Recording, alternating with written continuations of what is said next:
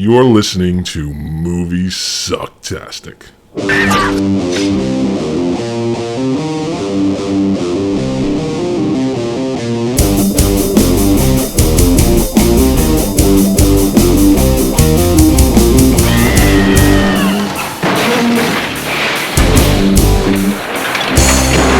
thought you said you calmed down.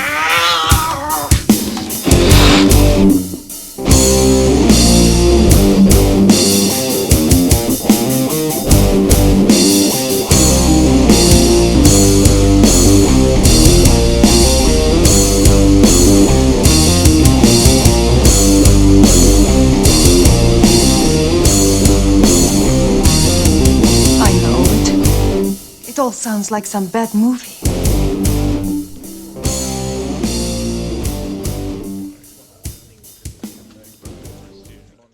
You'll have to excuse me a second. Is that what I think it is? I don't know. What do you think it is, sir? Is that a martini? It is not a martini. Really? It is close, though. It is a mixed drink of some sorts. Ah. Is it called a wild thing? It is not called a wild thing. I do not do themed drinks.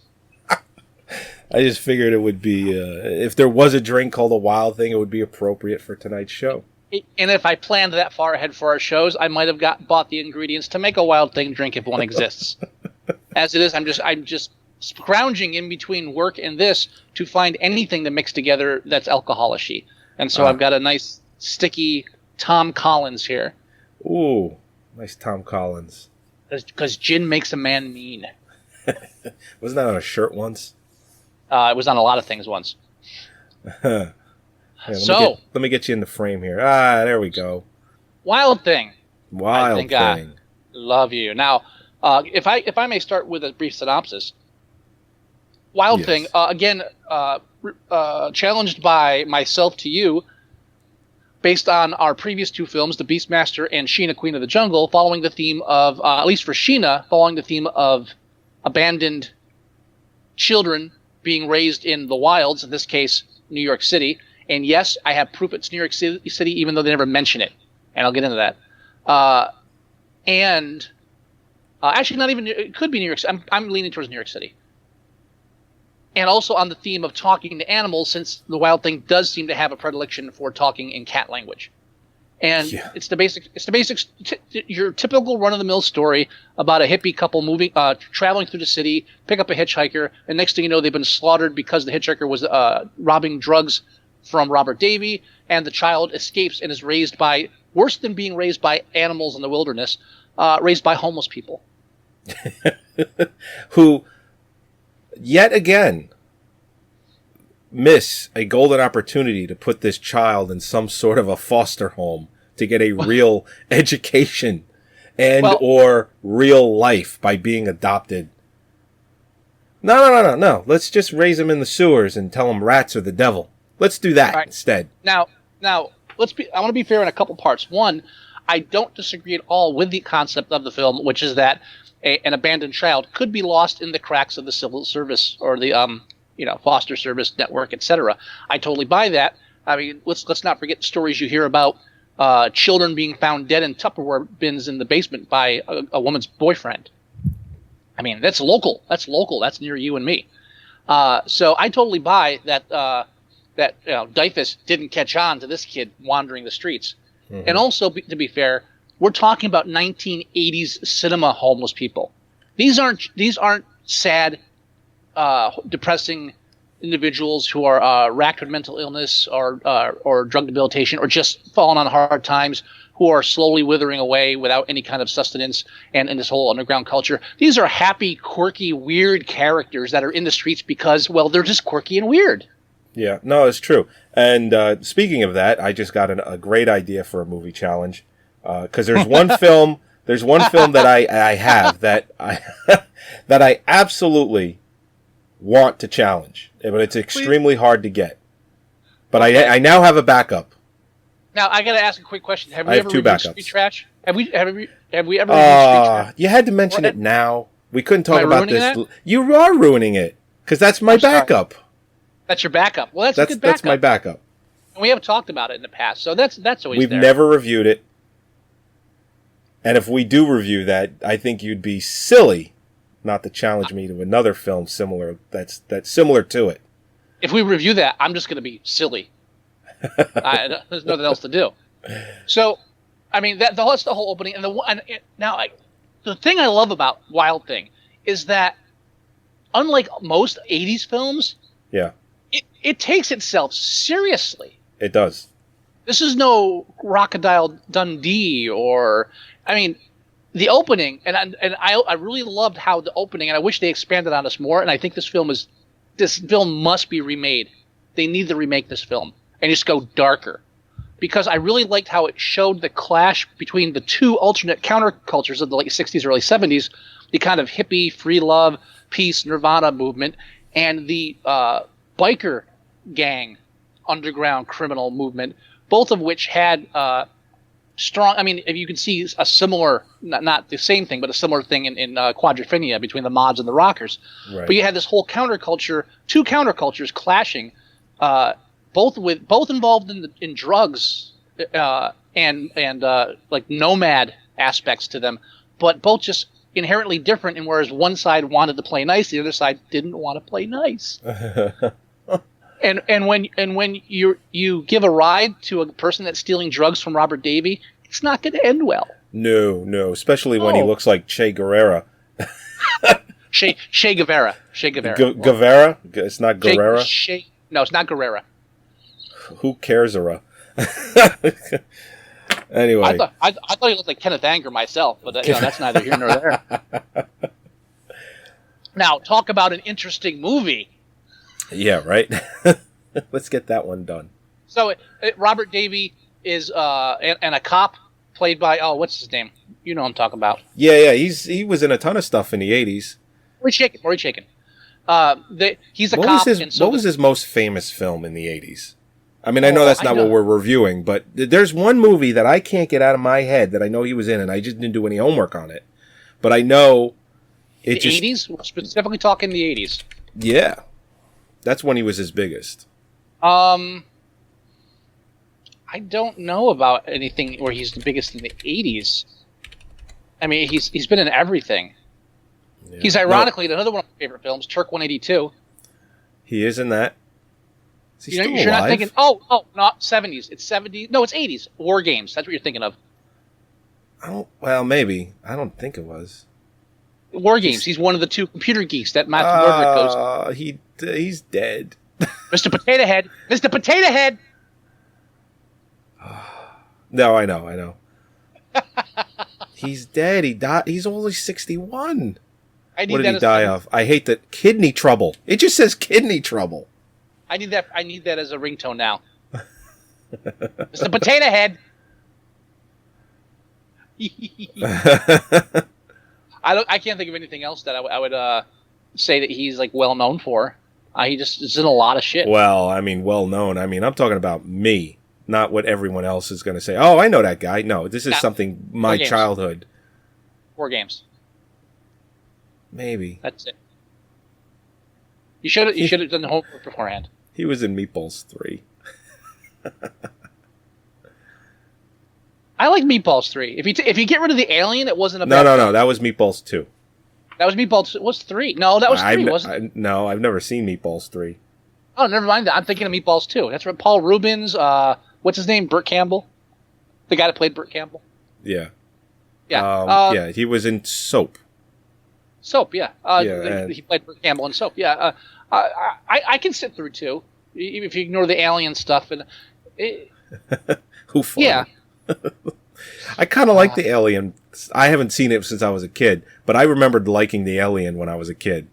I don't know. I can't. I won't go that far. I remember them referring to dicks as pinkies through that film a lot. Mm-hmm. He showed you his pinky? Well, because they took a film that was like a teenage sex comedy, but not really, and they did a sequel to it, and they tried to market it towards like 12-year-olds. Mm. So, I mean, it's like the most non-sexy sex comedy of the 80s. It was kind of like the death knell of the sex comedy. Right. So we really can't even put sex in this because we're not. That's not our. We need to get a PG. Now, after Wild Thing gets away from the cops, he pulls a uh, Cardboard box over him. no, when he drives into the river, he pulls a what's the movie? The one-armed man. Yeah, Pulls a fugitive. Pulls a fugitive. Fugitive. Yeah, he pulls a fugitive, dives in the water. They assume he's dead. Flash forward, 15 years? It went from 69 to 75, so it's only 6 years. He was 3 in the 69 flashback. It is not. No, it flash forwards to not 73, 87. No. It never says 87. It just says present day. That's 87. Yeah, but the film came out in 87. But they don't put a timestamp on the movie. It goes from 69 to 75. Did you see the clothing the street gangs are wearing? It's 87. Well, dude, yes. Well, that was one of the things that I chuckled at when I'm watching the film. And it was like present day. I'm like, no. Look at these Crips. They're just talking about how their shoes on a telephone line. And it's like, this is not present day. This is not present day at all. But they go 69, 75, present day. That's how they do their years. Why do they go to 75 for? What are you talking about? What's the middle one? What did I miss? Well, they show him as a 9-year-old, stealing fruit and with the bag lady and all that. I apologize. For some reason, I was so entrenched in the idea of the 1987 gangster street gang clothing, like the rejects from Michael Jackson's Thriller. I totally forgot about the formative years of Wild Thing, where he was raised by the crazy homeless woman to fear the government. Again, I don't disagree. Blue coats give you to white coats. You know what? He's not fucking wrong. You're really not. They mess with your frequency and scramble your eggs. Scramble the eggs, and they turn off your power station. Power station. Shut down the power station. We'll talk about that later because I was really disappointed by the ending for one specific reason, and it has to do with the power station. Okay. But yeah, you're right. They have the in-between years where they show how Wild Thing is raised by the homeless people. And I think in a remake they can do away with that part. I think they can just show like a crazy person find the child and say, "I'm gonna raise you," and then we can assume that stupid shit happens. Yeah. And we can just go to the part where he's running around from rooftop to rooftop like a wild man meowing. Or I mean, they could even just start off at that point and maybe get a couple of flashbacks. Nothing serious. No, a couple of flashbacks. Good point too. The collage that Wild Thing paints in his abandoned building alone tells the story. You don't need to actually see that origin. You are correct, sir. You're on the ball tonight. Thank you. So we see the formative years where, and again, this is where he's introduced to all these colorful homeless characters. That funny guy with no legs and the hilarious drunk who keeps playing bull. Oh yeah, he's fighter. Yes, El Toro. Yeah, with the cars and with the cars. Funny. A matador. Matador. That's what they're called. Yes.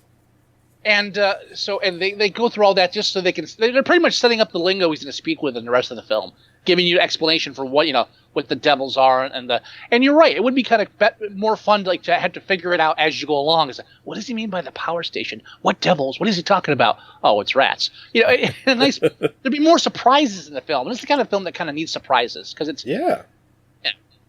But again, there's humorous moments, but it still kind of plays it seriously that, this kid's being raised by homeless people. He's trained to hate the government.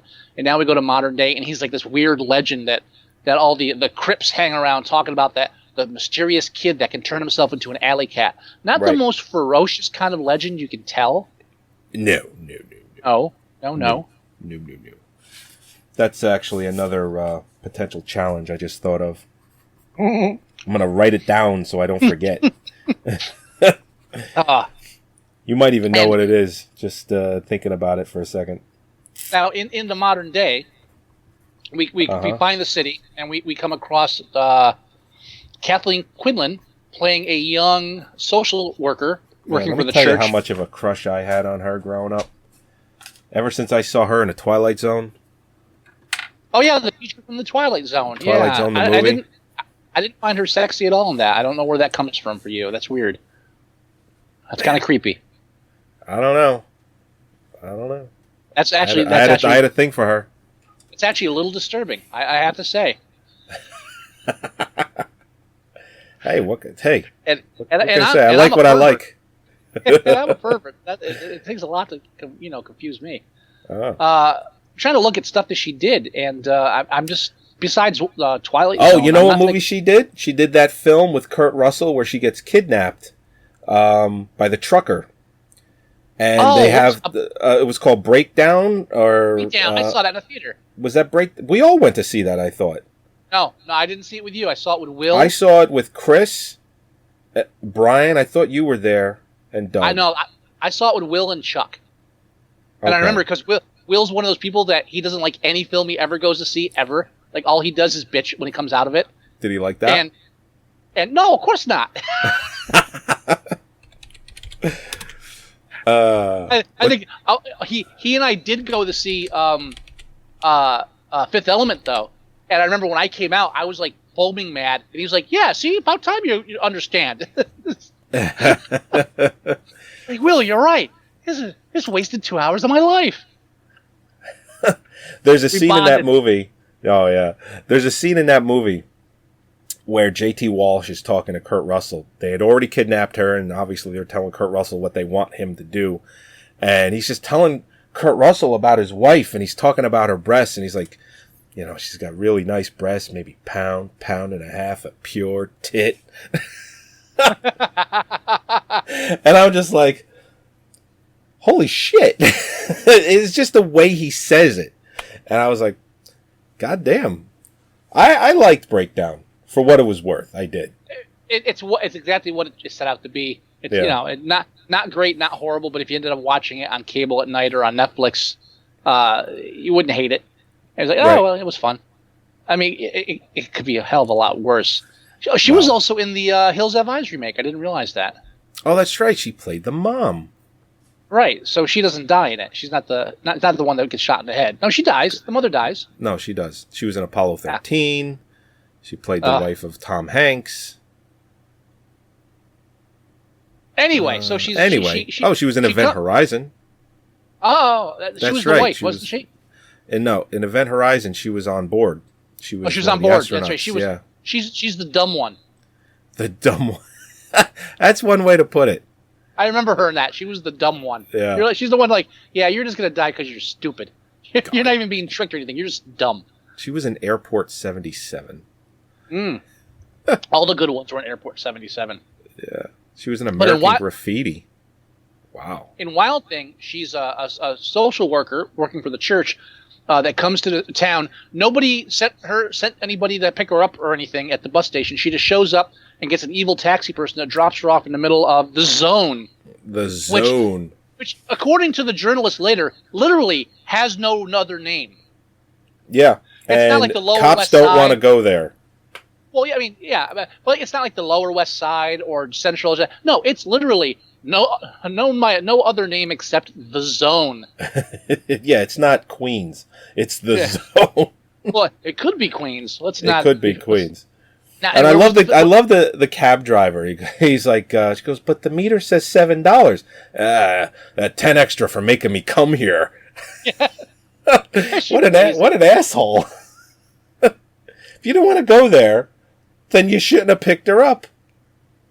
This film would have been nice if they mixed it with Escape from New York. Yeah, right.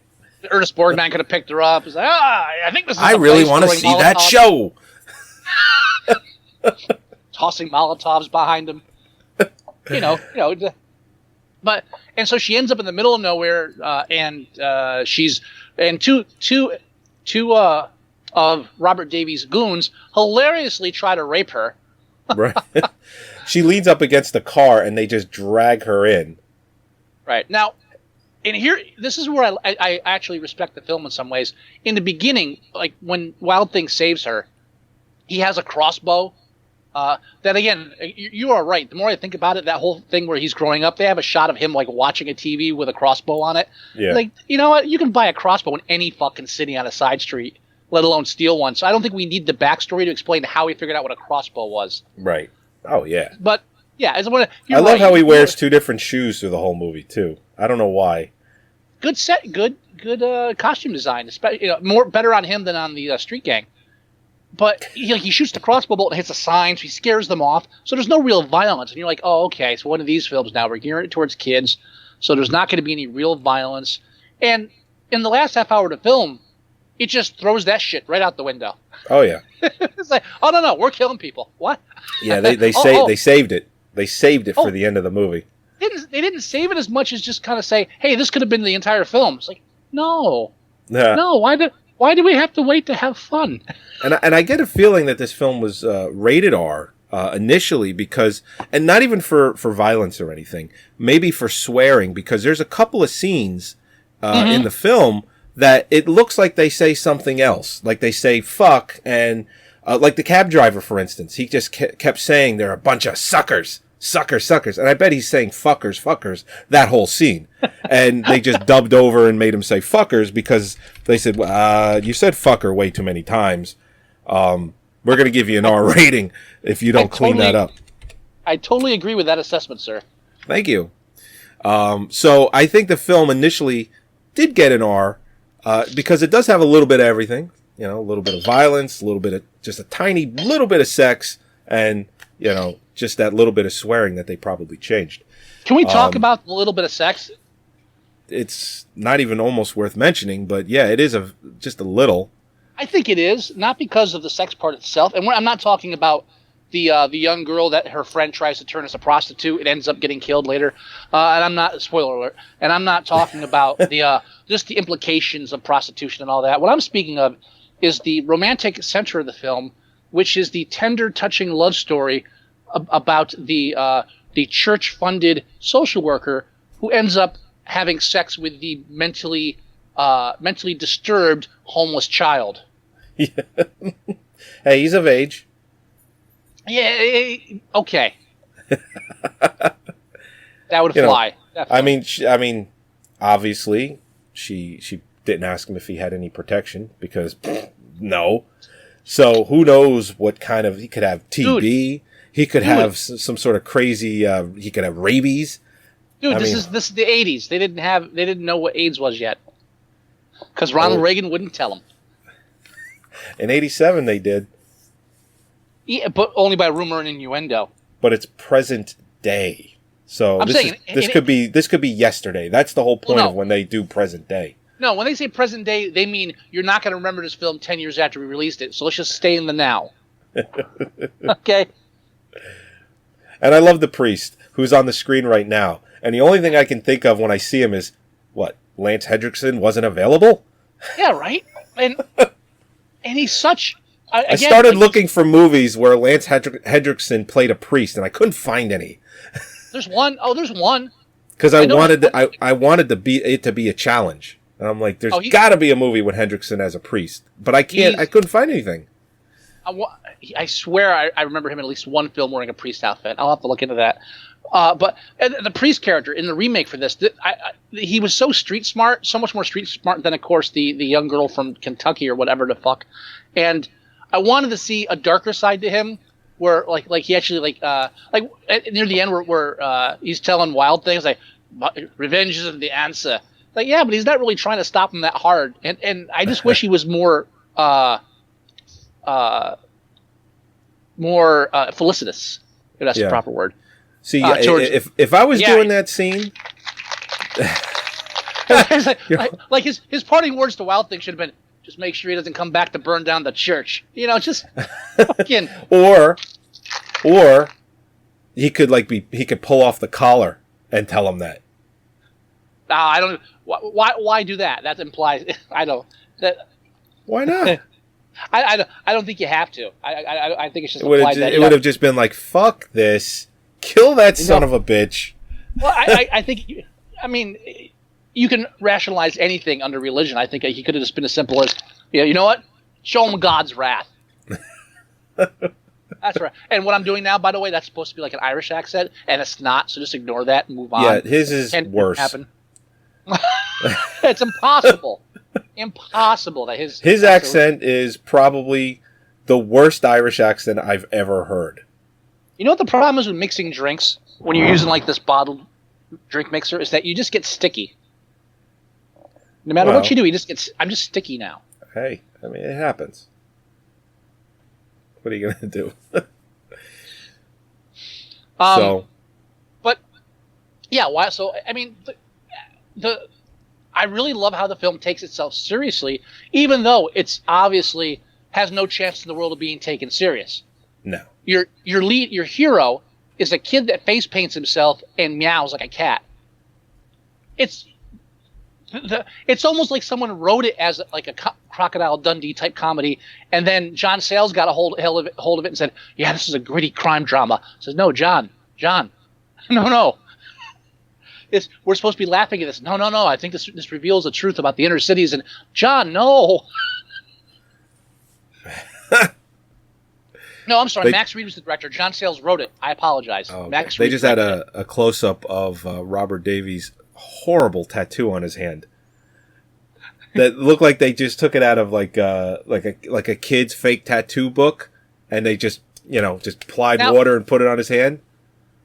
And I believe that, though, because, come on, 70s drugged up bikers didn't exactly go out of their way to get a good tattoo. Well, it's all shiny.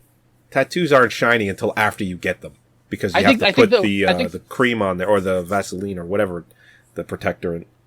I mean, I will agree with you. I think that the tattoo my brother gave himself on his shoulder when he was drunk looks better than his. I'll give you that.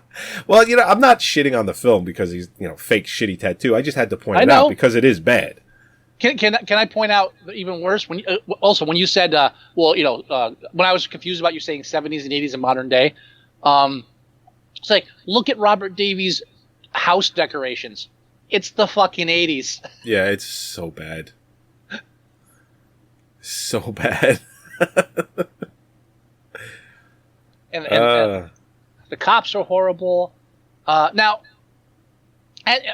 so there's a whole back and forth thing where there's this big clash between the halfway house for children and this major drug dealer that apparently this priest and his homeless children are in the way of his drug deals. And Wild Thing comes between them. Yeah. Sure. Yep. I really just want to fast forward to a certain point. Just thought of another movie I could challenge you to. I need to bring this up.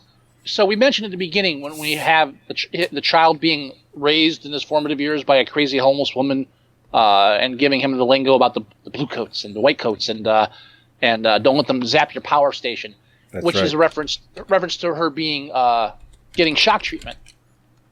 So there's this constant reoccurring theme of him being afraid of being shocked to death or electrocuted.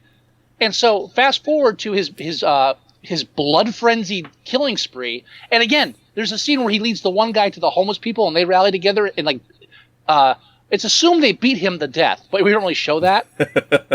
I think it's safe to say that he was beaten to death. And I mean, this film, if they just think about it, if they remade this film and kept it serious, that Wild Thing could actually have like this army of homeless people willing to do his bidding because he protects them.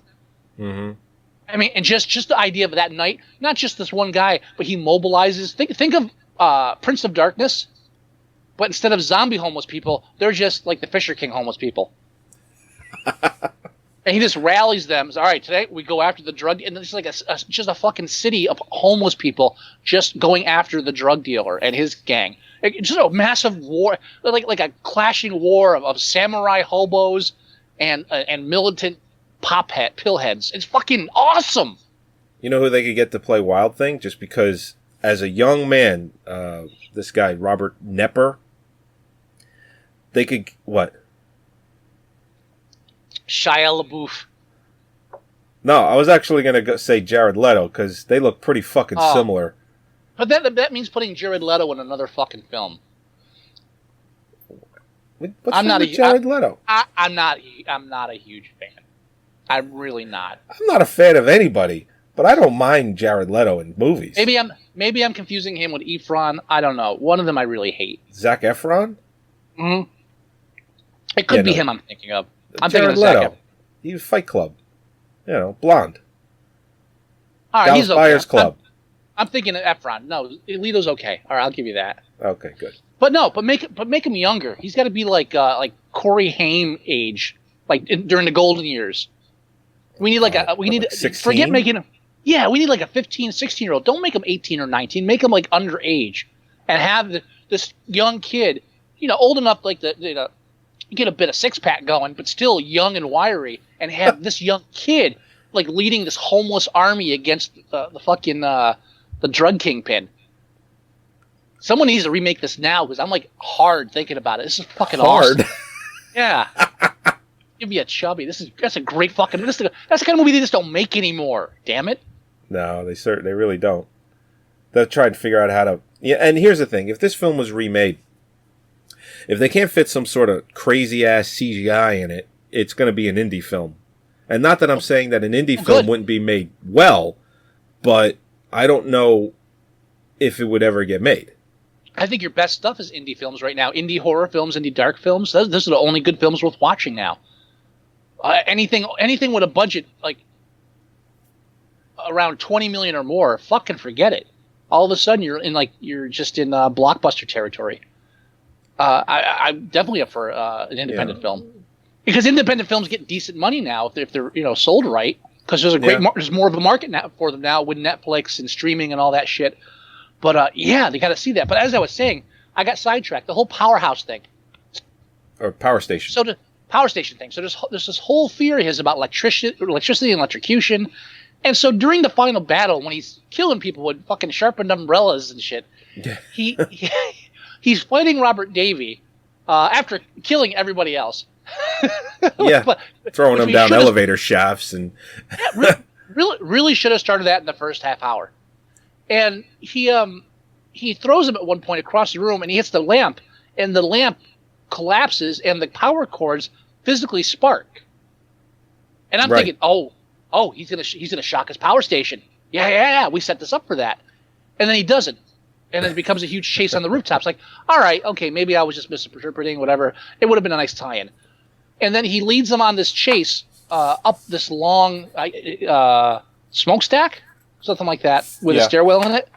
And he gets to the very top. And don't ask now. I have to question this because I really seriously doubt whether there's a actual circuit board power switch at the top of a smokestack stairwell, but there's one there. And he throws them up against it. And I'm like, oh, he's going to shock his power station. This is it. There's an electric box right there. And he throws them off the edge. So what the fuck? I mean, I can understand the one time being a mistake, but twice he gets him near like major power sources and doesn't shock his power station. It's not enough that he was on fire.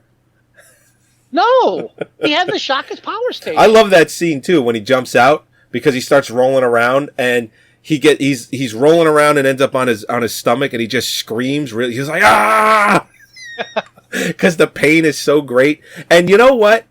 If that scene stuck out enough, like in this film, like if you really remembered that, that could be your connection from Sheena to this film. Just the fact that the hero, quote unquote, was on fire in both films. Okay, but the problem with the Wild thing is that he's on fire, writhing, screaming on the ground, but then when he's in jail the next day, there's not a scar on him. They're nothing. Nothing. And I don't think they have any, just barely even black char. And I don't think they have the healing earth in whatever city this takes place in. No, I don't think so. I want to try to nail down where this film takes place because they very obviously and specifically do not mention where the film takes place. Right, they don't. But now the film was filmed in Canada. It was. So that's a wash. I don't know why, growing up as a kid, I always thought this was filmed in Australia. And again, I had no knowledge, no homework done on it. I'm a kid, and I just always thought that it was an Australian film with American actors. I don't know why. I can see that because it has that feel, and I can't explain it. But like just the way it has that feel. I can totally see where that makes perfect sense to me. And it's not just because I'm on gin. Well, It does make sense to me. But I'm watching the film like a hawk. And you can't go by license plates. I don't care what anybody says. Don't go by license plates. Okay. Watching the film, looking for any clue, listening for any clue to actually say where it takes place. And I'm thinking New York. It's got to be New York. When they go to when the Wild Thing finds the police chief dead, and he's looking at his desk, and he finds the file with his parents in it. Right. If you look, one of the papers says New Jersey on it.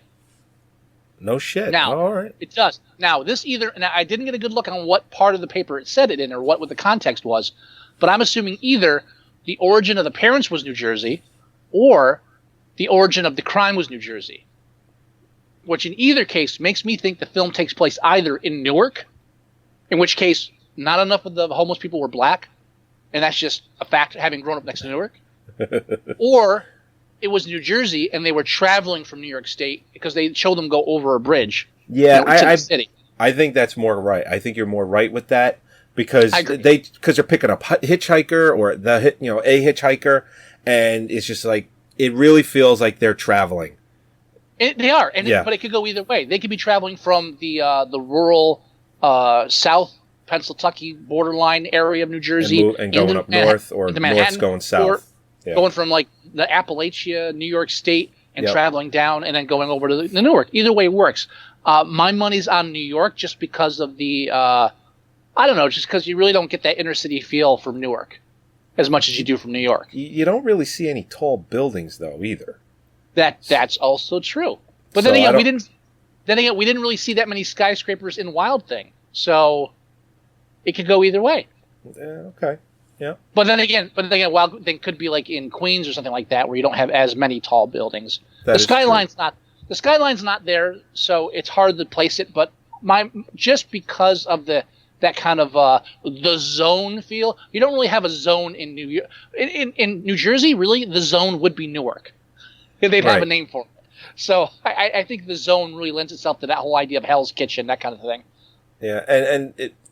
I mean, and this has nothing to do with it other than the fact that, any body of water, like rapid-like body of water, you could say that there is really nothing like that in Newark. So, or even then again, maybe not even really in New York, but there is the Hudson River. I mean, you got the border. The Hudson River goes through both. It separates Newark and Yeah, it had that kind of aqueduct-looking thing where it's shooting water out. Nothing really shoots out in New York because it's just like there. Well, that's a good eye. I mean, you narrowed it down to either New York and New Jersey, so either one works. I was looking. I mean, I don't know if I have anything else to say about the film besides, again, the implausibility of the main character and the even theme and the almost comical setting. But the film takes itself so seriously that it really kind of wins you over in a way. It's going in my collection, that's for sure.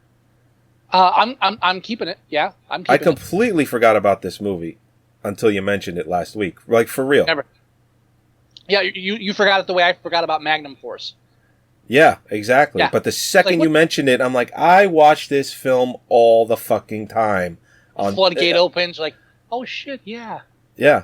Just scenes, like exact scenes, just in my mind's eye, it's just coming back big time. So, the one kid that wanted to be a keyboardist for the Circle Jerks. Oh yeah, he had a familiar face too. Yeah, I recognized him big time, and I can't place him, and I'm trying to figure out what the character's name was. It was I'll find him. Winston? No, it was not Winston. No, was it Sonny? No, it wasn't Sonny. I don't think it was Paul. Oh, what the hell was his name now? Again, you gotta love some of the names they give. They were supposed to be Bloods too. So that, which they didn't have Bloods and Crips in New York, right? That's a West Coast thing, right? Am I right? No, I think Bloods were in New York. Well, I thought that was like more of a West Coast thing. Or was it Crips in I don't remember. I thought, I think they were both in the same area because that's why they kept fighting. If the Bloods were on the East Coast and the Crips were on the West Coast, you wouldn't have that rivalry. Right. I think it's what they really should do with any street gang rivalries is deport one of them to the other coast, because they'll never make it back. Yeah. They don't have that kind of drive. They're local. They're going to roost once they get to their new location. So you just separate them, and eventually they just get bored. Yeah, it was Sean Levy. Sean Levy? Sean Levy. Paul. It was Paul. You sure that was him? Yeah, that was... Yeah. All right, so he's still working. Not a lot of things. This was only his second movie. TV movie. Actually, it was his first movie. Oh, what the fuck was he in? He's got such a familiar face. Like, there's going to be one movie. It's an older film. I don't see anything I recognize. I don't see nothing. Nothing at all. Maybe a TV film? No. Liberace behind the music. Zombie Nightmare. The Kiss. It would have to be in that time period too, because he had that teen look. Yeah, I mean, he kind of looks like the punk from... Oh, okay, I recognize him from Zombie Nightmare. I recognize him from Zombie Nightmare. I mean, he kind of looks like the punk, the real troublemaker that was in The Legend of Billie Jean, the one that trashed Christian Slater's bike. He kind of looks a little like him, just he's thinner. Mm-hmm. No. That's it. Have you ever seen Zombie Nightmare? Maybe. It's not by name. Maybe I saw it. Adam West plays like the best police chief ever. Oh, God. 2.1 on IMDb. Oh, it's god awful. MST3K did a version of it. Oh, did they really? Oh, yeah. It's fucking great. Maybe I did see him in that then. I think because it sounds familiar. I think he's the punk that actually kills the lead character that comes back as a zombie accidentally, and he suddenly becomes like a bloodlust. Like, yeah, I liked the killing. I liked it. And he's like, just, like he accidentally takes a human life and goes with it. Which you gotta respect that in a person. He didn't let it hold him back. He found inspiration from the moment and owned it instead of letting it own him. It came out the same year as Wild Thing. That's why I recognize him then, because he looks exactly alike. And it was also made in Canada, Zombie Nightmare. Except in Zombie Nightmare, he's less of a pussy. Less of a pussy. Yeah. All right, so let's go ahead and rate the film then. Can I say one of the best parts of the film is when they actually gun him down with his girlfriend? Yeah. That's where the film turns for me. It's like, even like, I think everybody in the film is kind of shocked. Like, even they were shocked. Like, wait a minute, you're killing us now? We spent this whole movie like going back and forth and like, pretending to hurt people, and all of a sudden you're just machine gunning us in an alley. And that's when Wild Thing realized this is a whole different film now. I'm just going to go on a rampage. Well, you know what's funny? It's funny that you mentioned that earlier in the film, like the very beginning, like maybe 20 minutes in, when Kathleen Quinlan she arrives. Okay, it's the next day, and the priest is with her, and they see Robert Davi and his little henchman over by a car. She goes, "Oh, that's the guy that attacked me," and the priest is like, "Well, we should go over and introduce ourselves to the competition," and they go over. And Robert Davi, he shows her the fucking tattoo, shitty tattoo. And Kathleen Quinlan, she's looking at him. And Robert Davi, he's just like, you should come over sometime. You see my place. And then they walk away. And he's like, man, that priest, he's been a pain in my ass for 20 years. He goes, you want me to take care of him for you? He goes, I'll give you the word. It's like, well, wait a minute. It's been 20 years. and at no point do they act on that at all in the movie. Never a hit, nothing. I watch that, I'm like, later on, I'm like, when is he going to put this hit? That's coming, right? No, never happens. I'll let you know. I'll let you know. And it was like serious. He's like, no, don't worry. I'll let you know when that's ready. It's like, it's only been 20 years. And also, that's the same guy where later, when he wants to take out the police chief, he's like, you always saying you can get anybody anywhere. So yeah, now's the time to prove it. So he breaks into a police station, kills the chief of police, and gets out without being caught. And when he runs back, there's not even like he doesn't even make eye contact. There's not a good job or way to go. It was just like, yeah, what's up with this the Wild Thing getting away? Dude, I just killed the chief of police in his office. Yeah. Before he could kill himself, and I got away. And you're pissed off because this kid is loose? What the fuck? What do I gotta do? Exactly. They really need to remake this film. This needs to be remade. Like dark. This could be like borderline hobo with a shotgun movie. Seriously. Oh yeah, definitely. Come on. Do All it. right. So let's go ahead and rate the film. Right now, it's a 5.2 on IMDb. I think that's a little low. I agree. I think 6 Now, is really good score for this. Considering it was in the 80s, Mm-hmm. and even as far as like storyline and stuff goes, if Crocodile Dundee was so popular, this film deserves at least a 6. Oh yeah, I agree. I'm going to rate it 6. nice.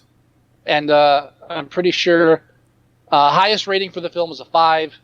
Highest demographic is females 18 to 29. I wonder why. Nah. Lowest demographic is males aged 30 to 44. That would be us. So we're more like teenage girls than we are middle-aged men. Squeal. The 30. What was it? The 35 to 44, or 30, 29 to 44. Forgot it was like 33 to 40. I did already closed it. I've already ceased carry. No, that's people that paid money for it in a movie theater. That's like, fuck that movie. I remember that movie. I saw that in a theater. I want my $6 back.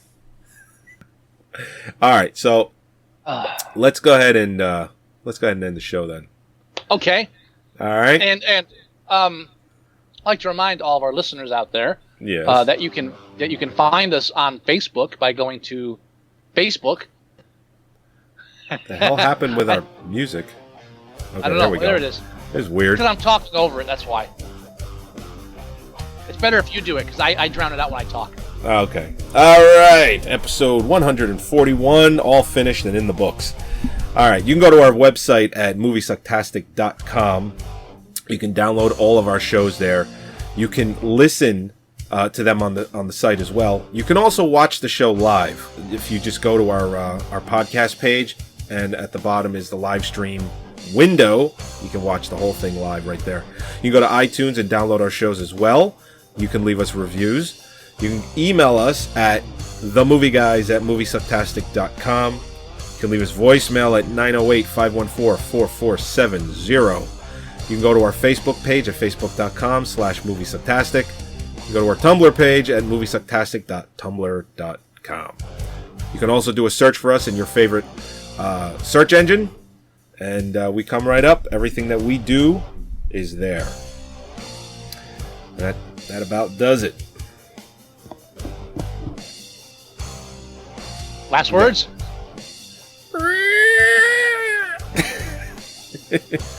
I think I love you. But I gotta know for sure. All right, everybody. What I think. We'll talk to you next week. Literally at you. Literally. Bye-bye.